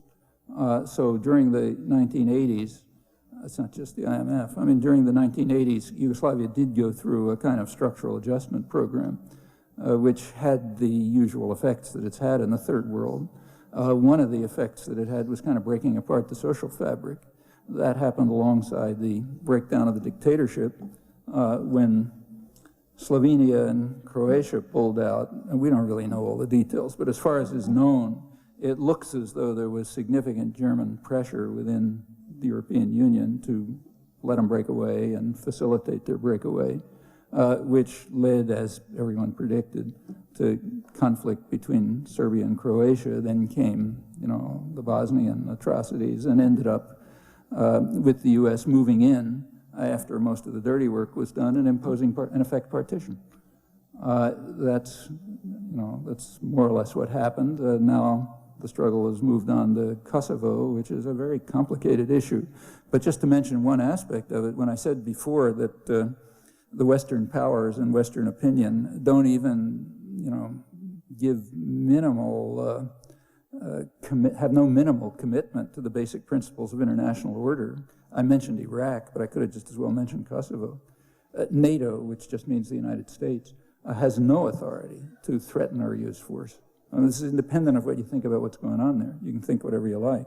But there is no authorization for the threat of use of force by the United States or anyone else. You're right when you say that the whole international order broke down in Yugoslavia, but it did everywhere else too. Didn't it break down when the United States invaded South Vietnam and then the rest of Indochina and ended up killing 4 or 5 million people? But Dr. Chomsky, is it a paradox? Unifying 16 different countries with different languages in Europe and breaking one small country to pieces, then what's the paradox? Together. From broken glass, you don't drink anymore. Well, I'm sorry, I don't see what the paradox is. This is just one of the innumerable problems of international affairs, every one of which has to be looked at on its own, although you find many of the same factors behind them, a lot of them. 2 more? Okay. Boss says 2 more questions, one on each side. Dr. Chomsky, my thinking is more from the point of view of India, but you can answer in a more general sense. I'd like you to comment from the point of view of the so-called third world countries in the face of the globalization. For example, if you take democracy, democracy seems to be closely linked with freedom of choice. But say, to take a silly example, if you take, say, 20 cities in India and you expose them to Pepsi or Coke for, say, 1 month, and then take a perfectly democratic referendum, you would find that all of them would support, that Pepsi should come into India. So it seems so vulnerable to the onslaught of the multinational corporations or globalization. So, well, in fact, when India it? was sort of pressured, and Indian elites agreed, remember, Indian elites agreed, with the Western pressure to what's called liberalize. I think the first sector of the Indian economy that was targeted was advertising. So the first thing that happened is big, mostly New York public relations firms and London public relations firms went in there, and just like you described, carried out huge pressure to try to modify tastes. But that shouldn't really surprise you. I mean, the West has been subjected to that for hundreds of years.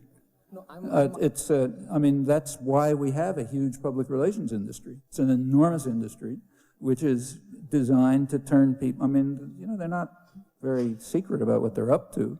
They want to turn everybody into an atomized consumer who recognizes that life is essentially worthless.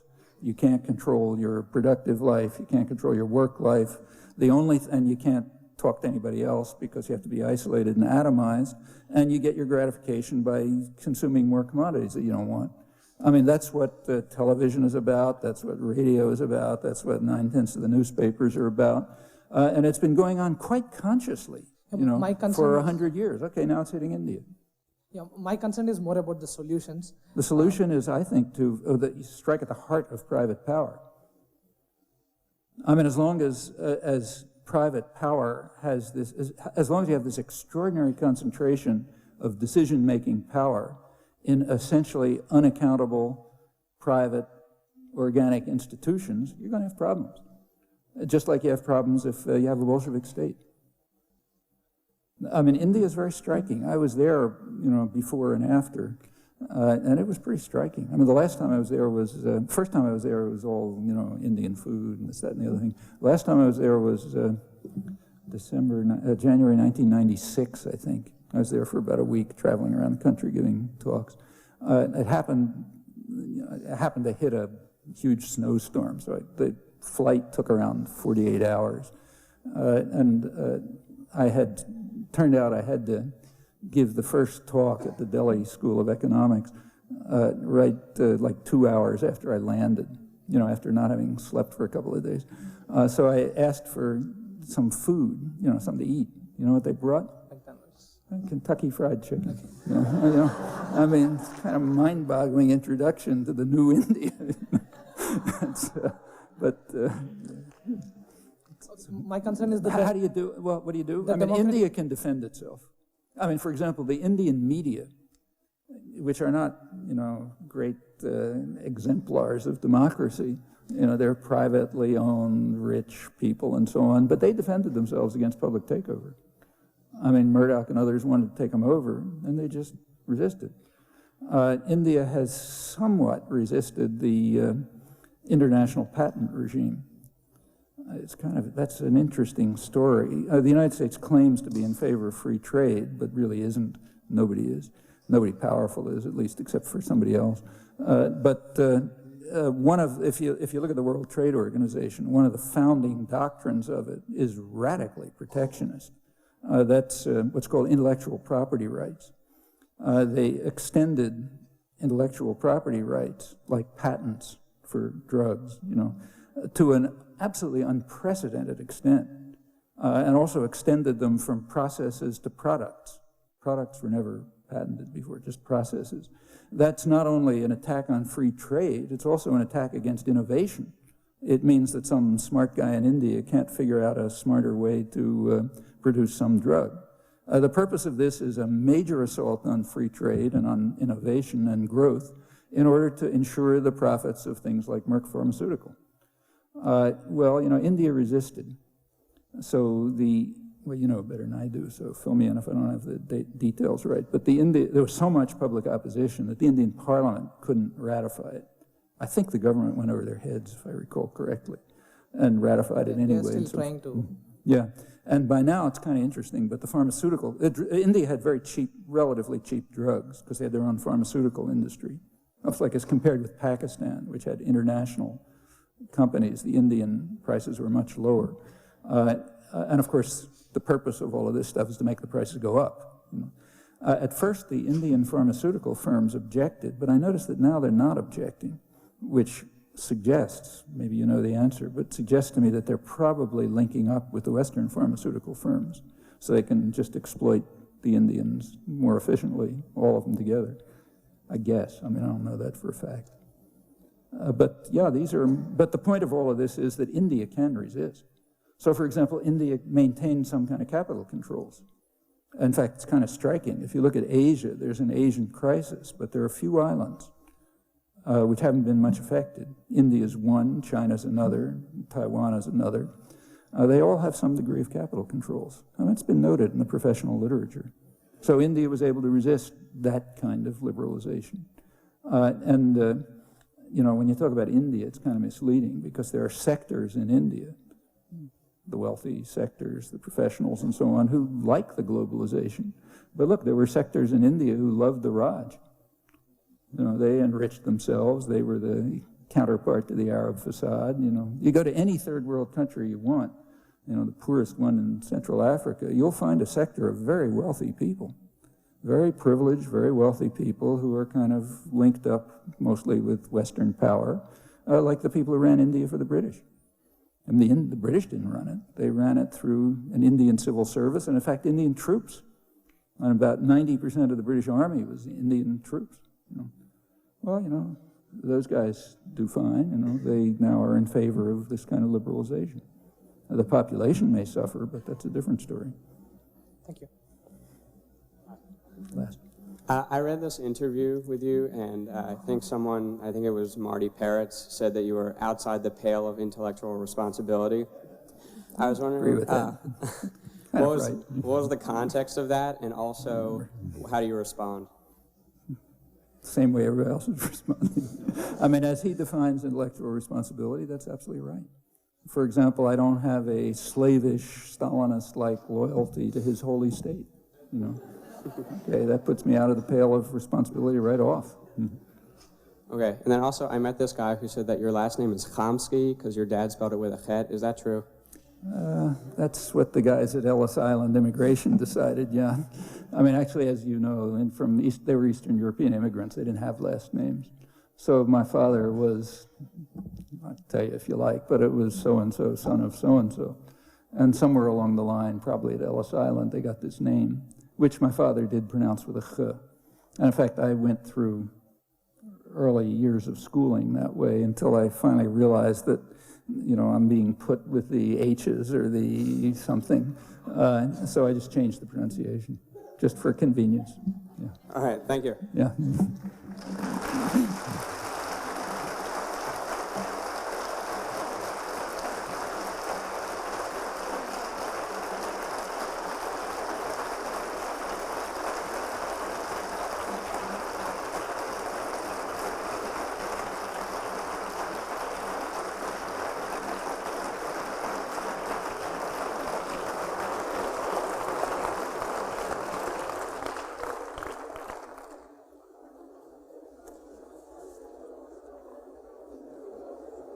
Dynamics.